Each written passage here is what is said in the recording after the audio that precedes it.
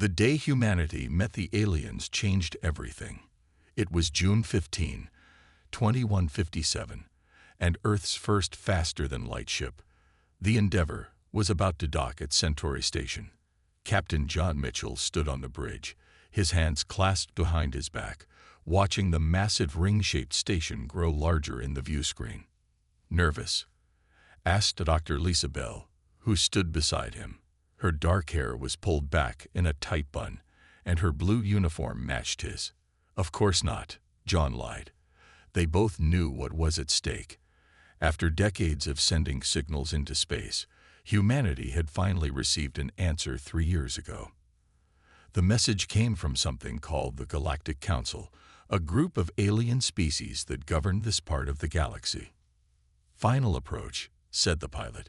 "Docking in 5 minutes." Lisa checked her tablet one last time. "Our presentation is ready. Humanity's greatest hits. Our art, our science, our history, and our request for membership," John added. The ship shuddered slightly as it connected to the station. John took a deep breath. "Let's make Earth proud." The airlock opened to reveal 2 tall, slender aliens with silver skin and large, dark eyes. They wore flowing robes decorated with symbols John didn't recognize. "Greetings, humans," said the taller one.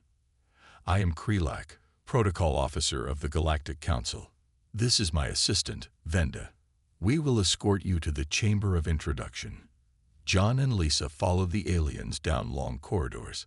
Through the windows, they could see ships of all shapes and sizes. Some looked like giant crystals. Others resembled sea creatures. All were far more advanced than the Endeavour. "The Council has 12 permanent members," Krelak explained. "Each represents a species that has achieved Level 4 technological advancement. There are 27 associate members at Level 3 and 42 observer species at Level 2. "And where would Earth fit in?" Lisa asked. Krelak made a noise that might have been a laugh. "You will present your case, and the Council will decide."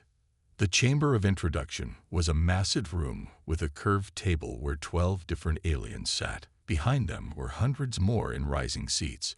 John felt like he was in a courtroom or a theater. "The representatives of planet Earth," announced Venda. For the next hour, John and Lisa showed the Council their prepared materials. They explained Earth's scientific achievements, their fastest ships, their most powerful computers, their medical breakthroughs. When they finished, there was silence. Then one of the Council members, a being that looked like a giant squid floating in a tank of blue liquid, made a bubbling sound. The translation came through John's earpiece. "They developed nuclear power before figuring out how to clean their oceans." The chamber filled with noises that the translator identified as laughter. Another Council member, who resembled a large insect, clicked its mandibles. "Their fastest ship barely reaches 1% of standard cruising speed." More laughter. "They still use combustion engines on their home planet. Their computers are practically abacuses. They've only had radio for 3 centuries. John's face grew hot with embarrassment. Beside him, Lisa's knuckles turned white as she gripped her tablet. The head of the Council, a humanoid with purple skin and 6 fingers on each hand, raised a hand for quiet. "Humans," it said, "you have shown great determination in reaching us. But you are far from ready for membership."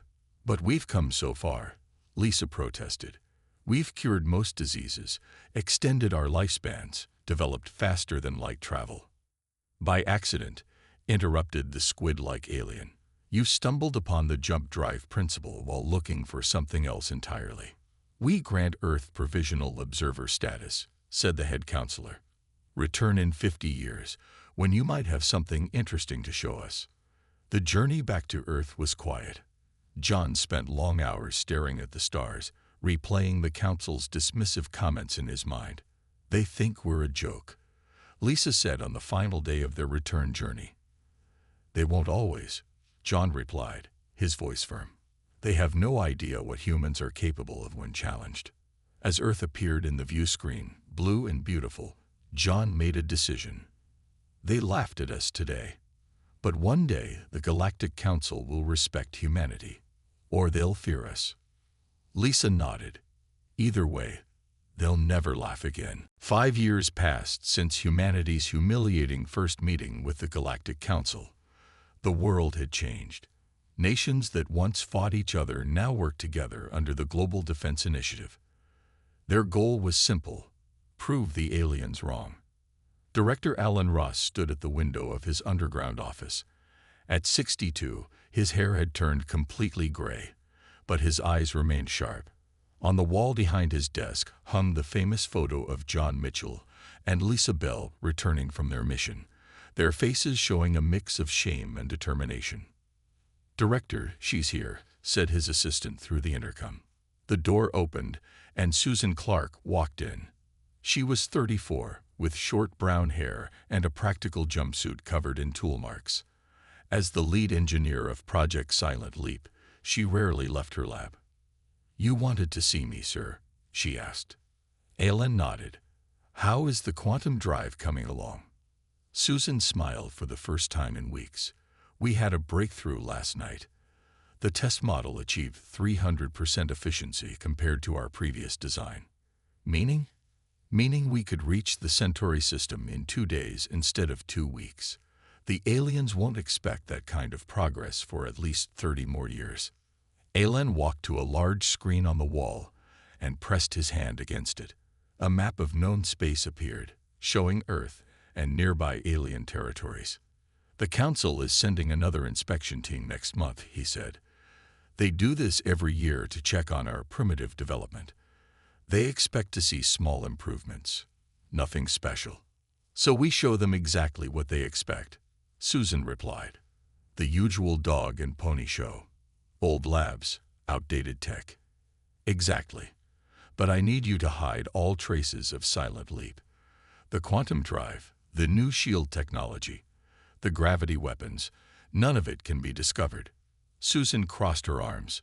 "With all due respect, sir, why are we hiding? We've made amazing progress. We could demand council membership now." Alan shook his head. "Because we're not ready yet. The council has 12 member species, each with hundreds of worlds. We have 1 planet and a handful of small colonies. We need more time." Susan didn't look convinced, but she nodded anyway. "I understand." Later that day, Susan returned to her real lab, hidden 2 miles beneath the Rocky Mountains. 100 of Earth's brightest minds worked here around the clock. Some studied pieces of alien technology collected by secret missions. Others developed new weapons and defenses. Peter Williams, a young physicist with glasses too big for his face, rushed up to her. "Susan, you have to see this." He led her to his workstation, where a simulation played on a screen. It showed a small device emitting waves that disrupted a shield barrier. "I think I found a flaw in their shield design," he explained, eyes wide with excitement. "All council ships use the same basic shield pattern, but there's a resonance frequency it could disable them completely." Susan stared at the simulation. "Are you certain?" 97%. "I still need to test it on the real thing." "This could change everything," Susan whispered. On the other side of the planet, Captain Olivia Martinez prepared her team for their next mission. In a hidden underwater base off the coast of New Zealand, 6 men and women trained with weapons and equipment far beyond what the Council believed humans possessed. "Listen up," Olivia said to her team. "Next week we infiltrate a Council science station. Our goal is to borrow their latest star maps and communication codes." Jack Green, her second in command, grinned. "Another milk run." "Don't get cocky," Olivia warned. "Every mission brings us closer to exposure. And we're not ready for the Council to know what we're really doing."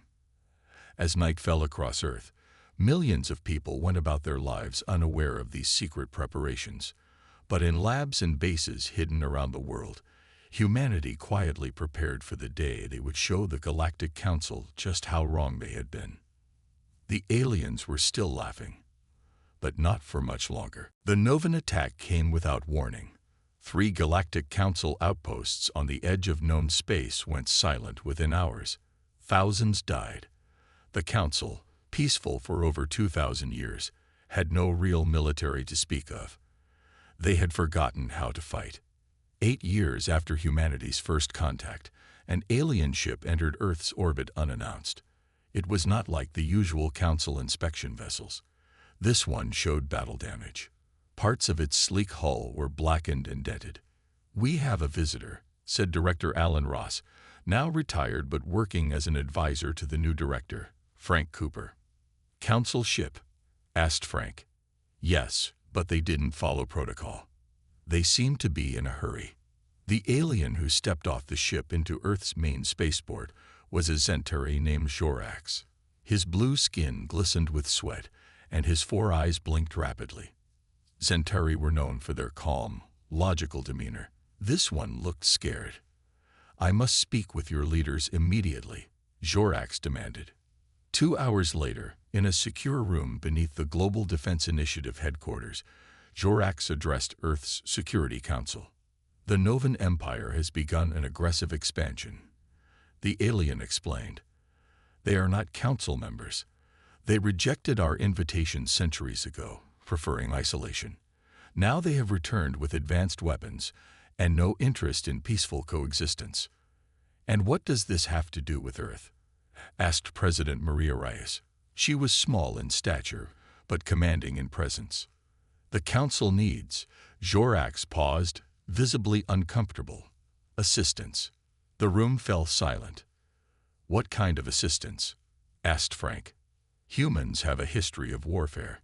You understand fighting in ways we have forgotten. The Council needs your primitive but effective weapons and battle tactics." President Reyes leaned forward. "Let me understand this correctly. You come to us after years of treating humanity like children, and now you want our help." "The situation is desperate," Jorax admitted. 3 outposts destroyed. Thousands dead. The Novans show no interest in negotiation. And what does Earth get in return? Full associate membership in the Council. Access to Level 3 technologies. President Reyes looked at Frank, who gave a slight nod. "We'll provide minimal assistance," she said finally. "But our weapons stay under human control. We're not giving you our technology." After Jorax left, satisfied with even this limited offer, Frank met with Susan Clark, now head of all Earth's advanced research projects. "What's our real plan?" Susan asked, knowing the public response was just for show. "We accelerate everything," Frank replied. "The Novans won't stop with Council outposts. Earth will be a target eventually." "We're not ready for full-scale war," Susan warned. "Then we better get ready fast." In his private lab, Dr. Peter Williams worked around the clock. The shield disruption technology he'd discovered years ago was now refined and miniaturized. He'd also made another breakthrough.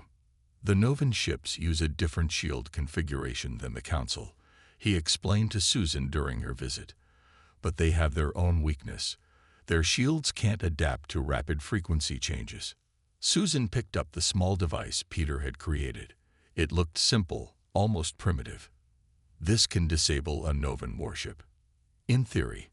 We need to test it in real conditions."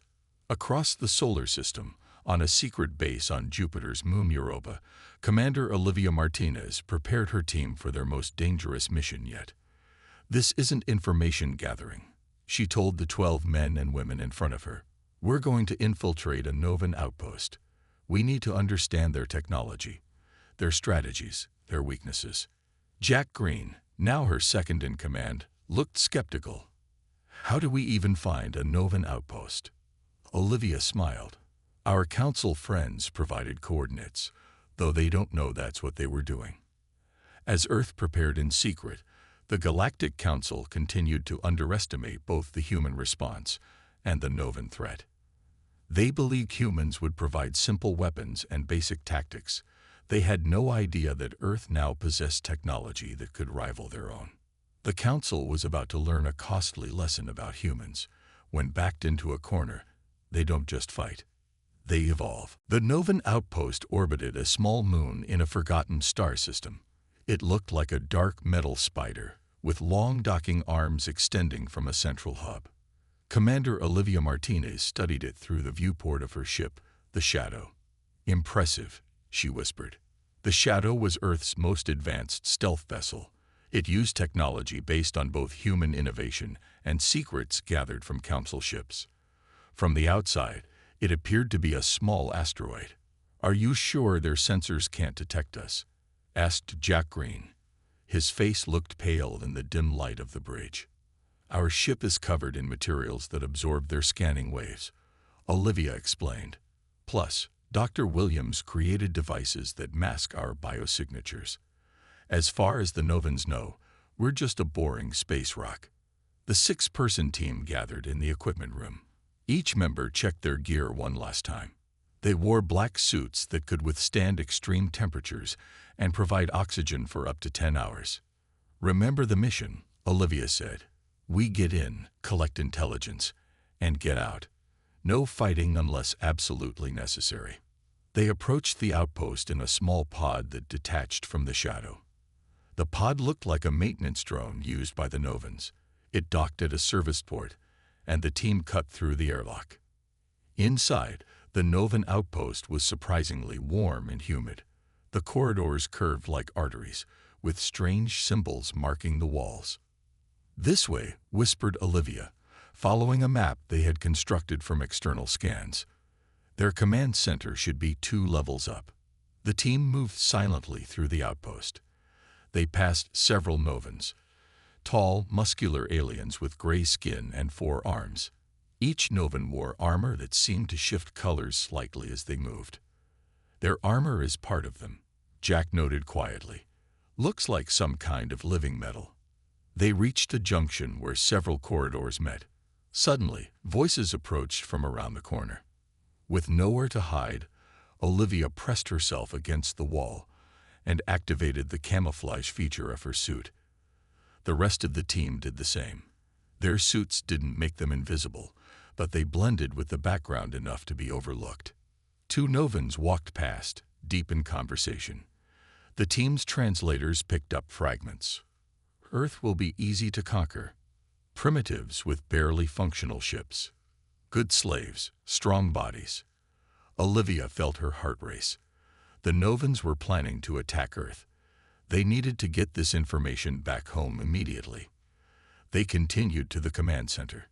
While 2 team members stood guard, the others downloaded data from Novan computers.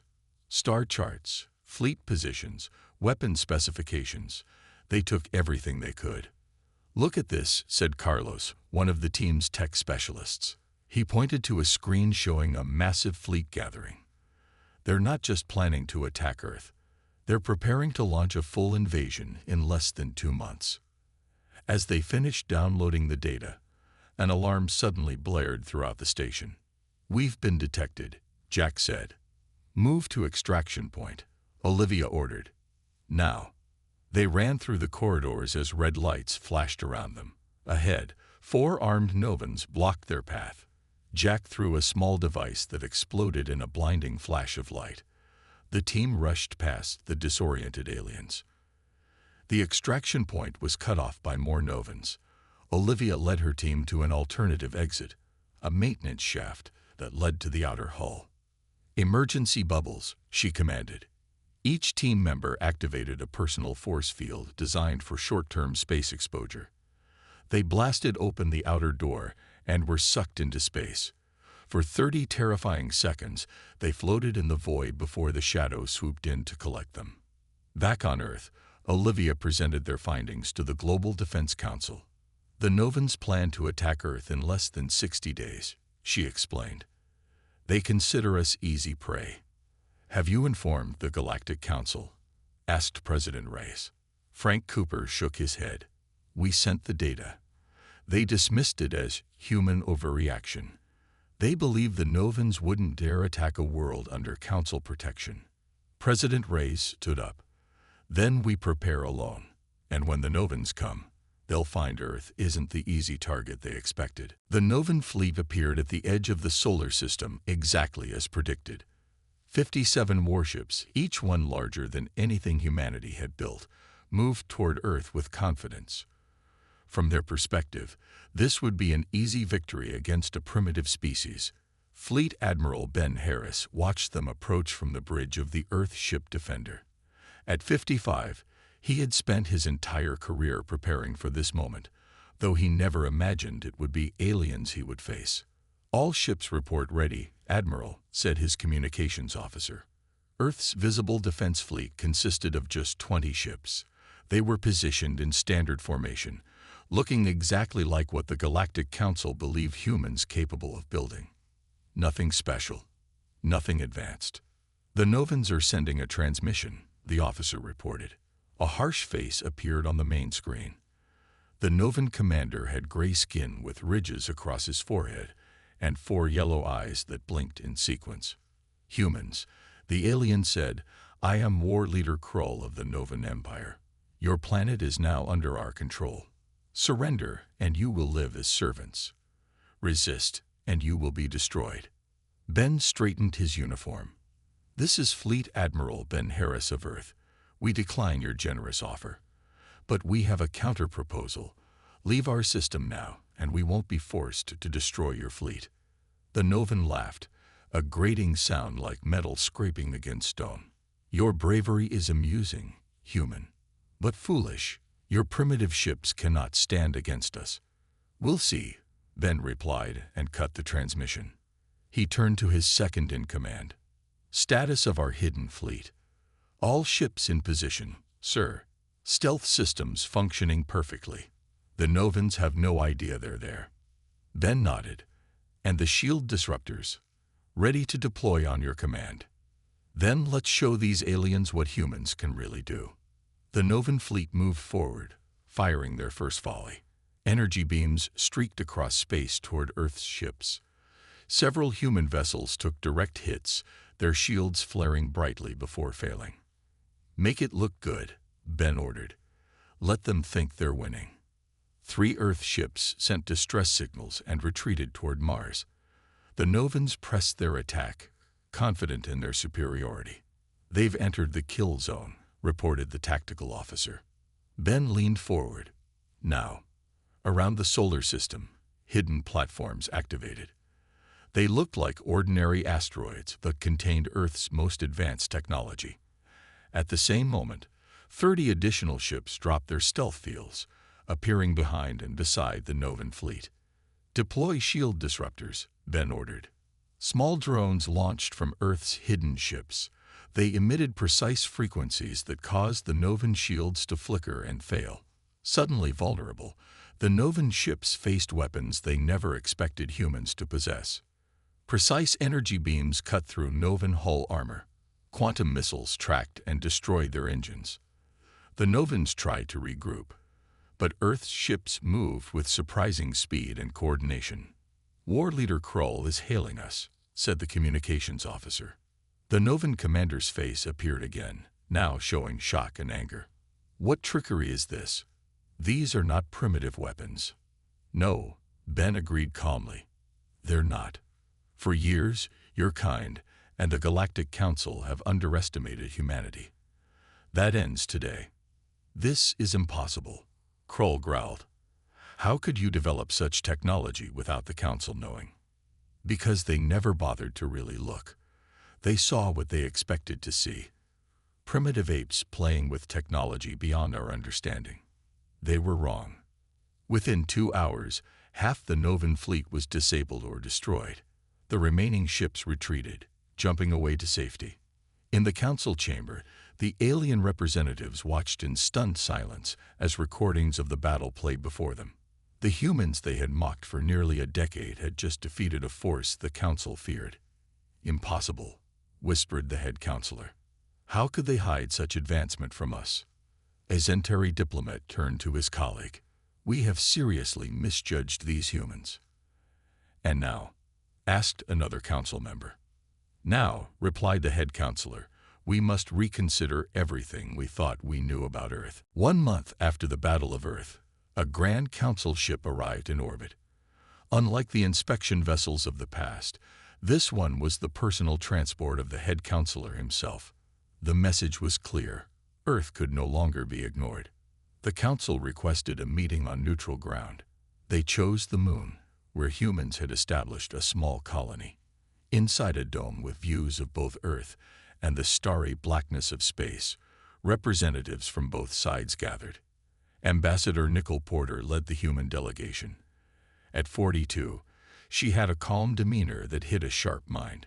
She had studied alien cultures extensively and knew how the council operated. Ambassador Porter, said Trelnor, the purple-skinned diplomat who spoke for the council. The Galactic Council wishes to formally upgrade Earth's status to full associate membership. Nicole's face remained neutral. That's very generous. May I ask what prompted this change? Trelnor shifted uncomfortably. Your people have demonstrated unexpected capabilities. The Council believes closer cooperation would benefit all parties. I see, Nicole replied. And does this closer cooperation include sharing our military technology? The alien's six-fingered hands twitched slightly. The Council would appreciate any insights Earth might provide regarding the Novan threat. So you laughed at us for years, treated us like children, and now you want our help. Nicole's voice remained pleasant, but her words were sharp. Back on Earth, the Global Defense Council debated their response. President Reyes stood before the gathered leaders. The Council fears us now, she said. They've seen what we can do. Good, said Frank Cooper. Let them fear us. They deserve it after how they treated humanity. Susan Clark, now in her 50s but still sharp as ever, shook her head. Fear isn't the answer. We need allies, not enemies. The Novans will return, and they'll be stronger next time. So we just forgive and forget? Asked Admiral Harris. Accept their offer as if nothing happened. No, Susan replied.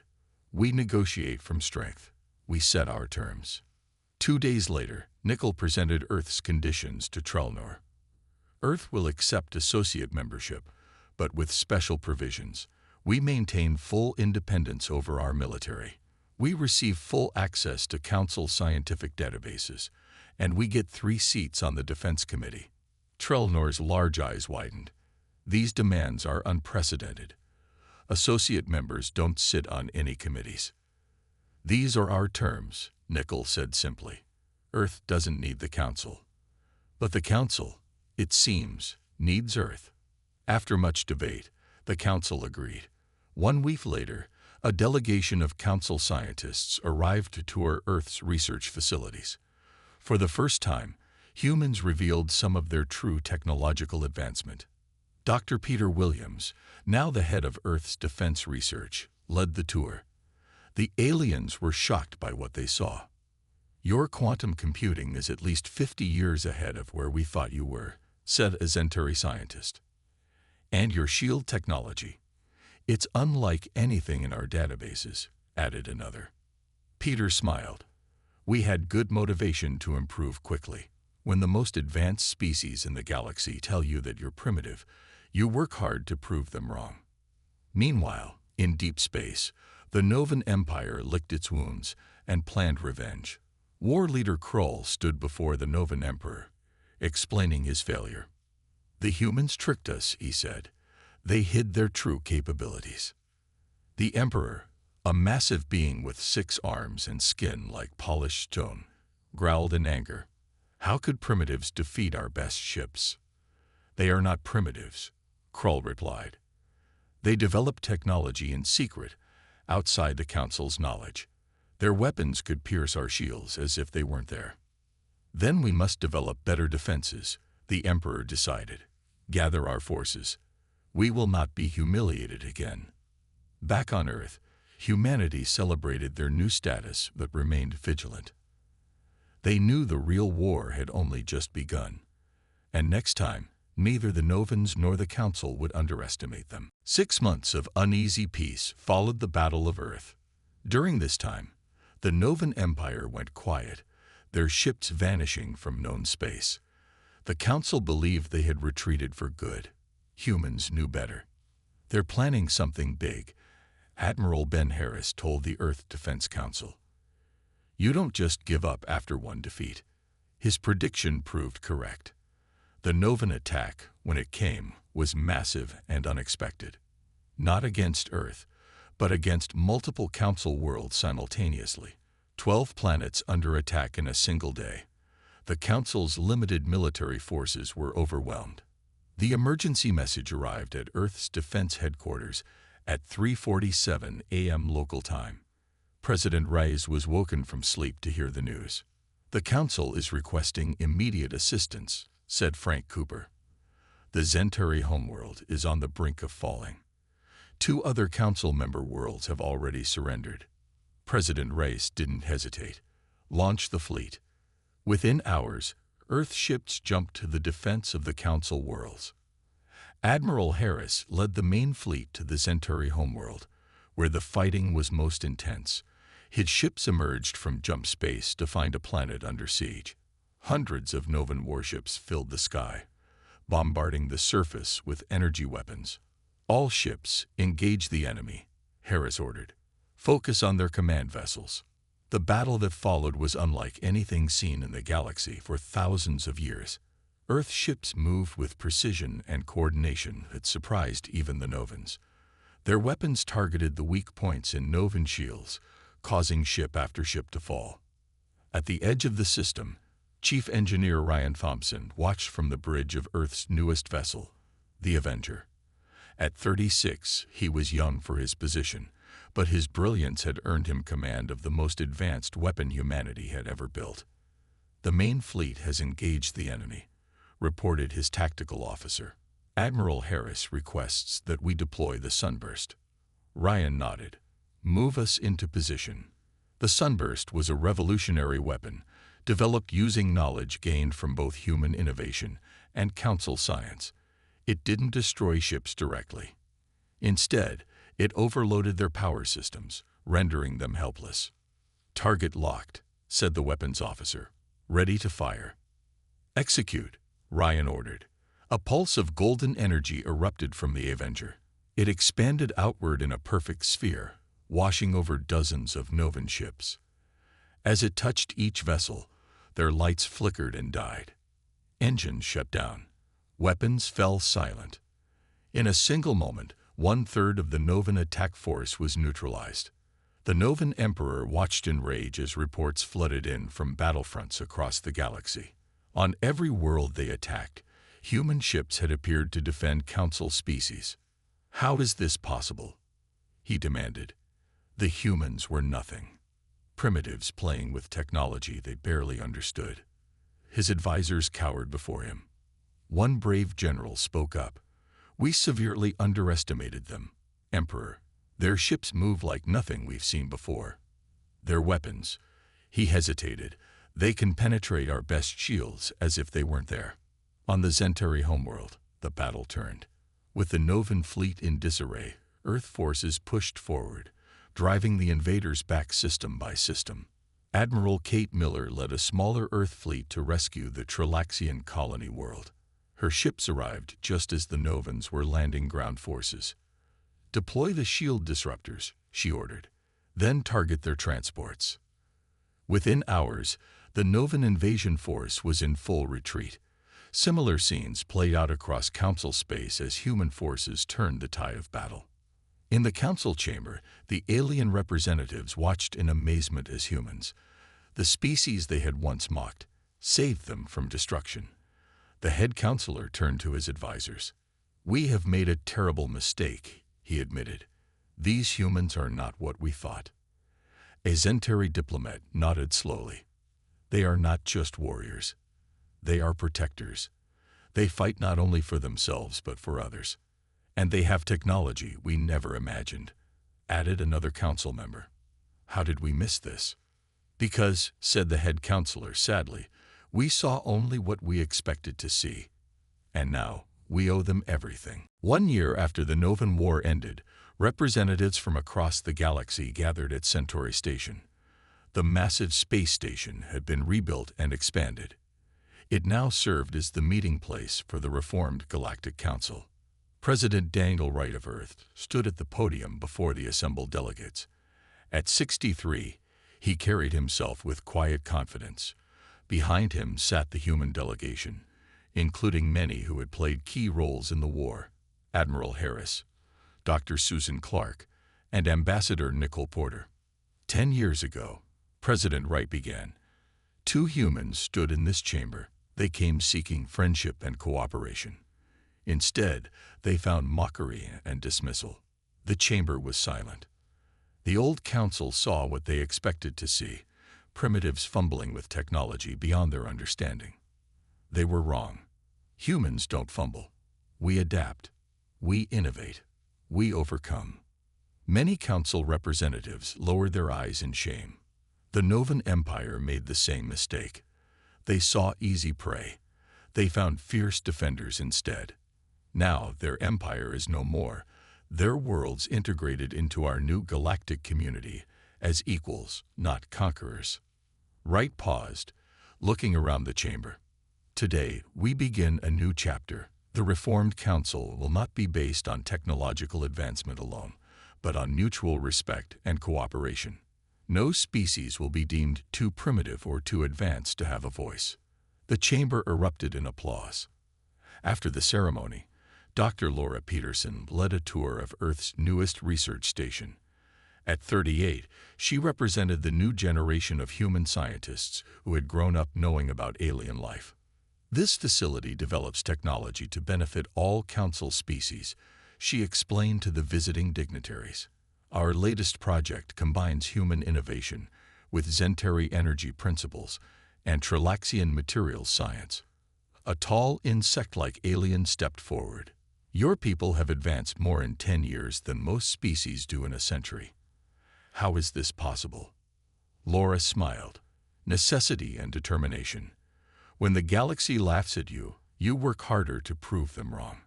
In another part of the station, Ambassador Porter met with the former head counselor, now serving as a regular delegate. I must ask, said the purple-skinned alien, did Earth plan this from the beginning? Was it all a strategy to take control of the council? Nicole shook her head. We only wanted respect and fair treatment. Everything else happened because you forced us to rely on ourselves. You left us no choice but to develop in secret, to prepare for threats alone. A costly mistake, the alien admitted. For everyone, Nicole agreed, but perhaps a necessary one. The old council had grown complacent. Sometimes, change requires a shock to the system. On Earth, in the small town of New Hope, John Mitchell and Lisa Bell sat in a park dedicated to first contact. Now in their 70s, they watched children play on equipment shaped like spaceships and alien creatures. Did you ever imagine it would turn out like this? Lisa asked, looking up at the sky where the lights of orbiting ships could be seen even in daylight. Not exactly, John admitted. I thought we'd have to fight harder for our place in the galaxy. We did fight, Lisa pointed out. Just not the way anyone expected. John nodded. The greatest weapon humanity had wasn't our ships or our shields or our ingenuity. It was being underestimated, Lisa finished. They never saw us coming because they were too busy laughing. Above them, ships from a dozen worlds moved through Earth's space. Humans and aliens worked together, building a new future. The species that had once been dismissed as primitive now led the galaxy in innovation and diplomacy. The Galactic Council had indeed laughed at humanity, but humans had the last laugh after all.